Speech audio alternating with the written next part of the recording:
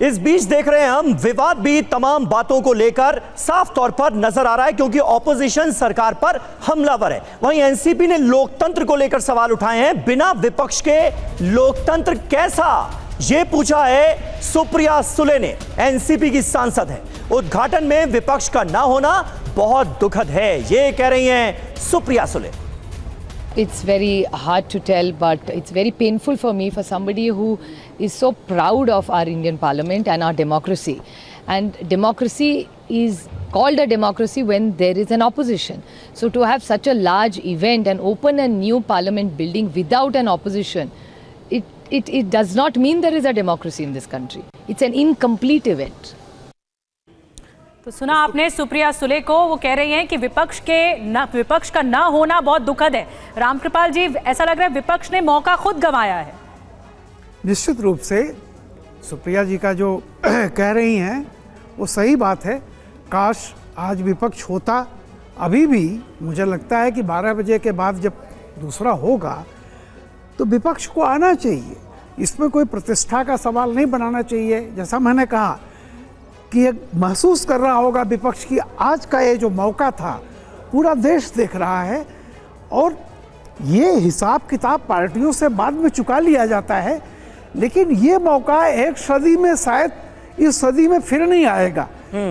ऐसे मौके पर जो पार्टियां लोकतंत्र में हिस्सा लेती हैं, चाहे वो सत्ता में हो या विपक्ष में, उनको कम से कम जनता के प्रति ये सोचना चाहिए। सरकार से आपका विरोध हो सकता है। यही बात आप ब्रेक के दौरान कह रहे थे कि शायद ये आखिरी जनरेशन है जो ये सब देख रही है। बिल्कुल बिल्कुल।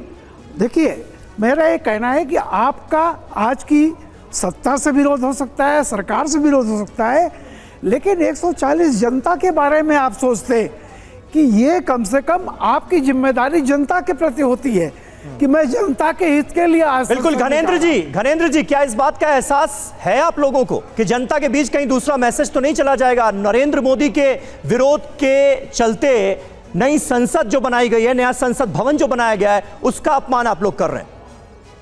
देखिए, मैं फिर यही कह रहा हूं कि हमारा विरोध उन लोगों से जो संविधान को नहीं मानते, जो संवैधानिक परंपराओं का उल्लंघन कर रहे हैं, जो राष्ट्रपति का अपमान कर रहे हैं, जो उपराष्ट्रपति का अपमान कर रहे हैं। अगर देश की महामहिम राष्ट्रपति का अपमान है तो सबका अपमान है। और आप देखिए, एक नहीं 22 विपक्षी दल कह रहे हैं कि सरकार गलत कर रही है, और फिर मैं वही कह रहा हूं, अगर सरकार राष्ट्रपति को बुला लेती तो क्या हो जाता? क्या प्राइम मिनिस्टर थोड़ी देर के लिए ठीक है, यही तो बात हो रही थी। सुप्रिया सुले भी यही कह रही थी कि बड़ा दुर्भाग्यपूर्ण है कि 21 दल जो हैं वो विरोध कर रहे हैं और उद्घाटन के मौके पर वो नहीं है। लेकिन ऑपोजिशन की यही स्ट्रैटेजी थी उद्घाटन समारोह को लेकर। विपक्ष के विरोध पर राकेश सिन्हा ने कहा है कि जिन्हें विदेशी सत्ता पसंद है, आज वही लोग आंसू बहा रहे हैं। राकेश जी हमारे साथ बातचीत करने के लिए। बीजेपी सांसद, आज जो एक इतिहास रचा गया है उसको आरजेडी ने बड़ा कटाक्ष किया है और ताबूत के एक तरफ लगा के एक तरफ नए पार्लियामेंट को लगा के ट्वीट कर दिया। देखिए, आरजेडी हो या जेडीयू हो, ये जमीन की पार्टियां नहीं हैं। और जो भारत का इतिहास बन रहा है, भारत एक स्वर्णिम इतिहास की ओर बढ़ रहा है, उसका विरोध करने वाले इतिहास के कूड़ेदान में फेंक दिए जाएंगे। आज 2 अवसर था, इतिहास का हिस्सा बनना और इतिहास के कूड़ेदान में जाना। तो कुछ मुट्ठी भर लोग जो विदेशी सत्ता को पसंद करते थे, जो कॉमनवेल्थ में भारत को जाने का स्वागत किया था, आज वही लोग आंसू बहा रहे हैं। देश की 130 करोड़ जनता प्रधानमंत्री नरेंद्र मोदी जी के साथ खड़ी है।